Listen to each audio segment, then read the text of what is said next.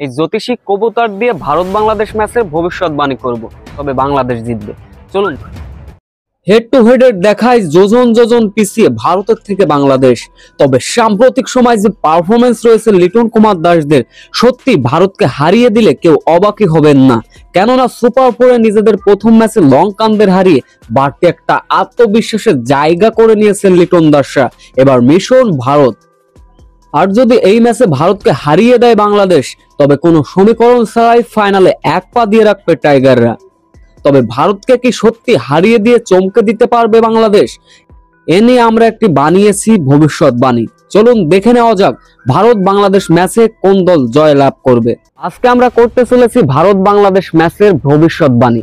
এই জ্যোতিষী কবুতর দিয়ে ভারত বাংলাদেশ ম্যাচের ভবিষ্যৎবাণী করব। কবুতরটি আকাশে উড়িয়ে দিব। যদি ডান হাতে বসে তাহলে ভারত জিতবে, আর যদি বাঁ হাতে বসে তবে বাংলাদেশ জিতবে। চলুন দেখা যাক কি হয়। এই কবুতরটি এই যে ধরলাম, এবার আকাশে উড়িয়ে দিব। যদি ডান হাতে বসে তবে ভারত জিতবে, আর বাঁ হাতে বসলে তবে বাংলাদেশ জিতবে। তো এই যে কবুতরটি এখন উড়িয়ে দিলাম।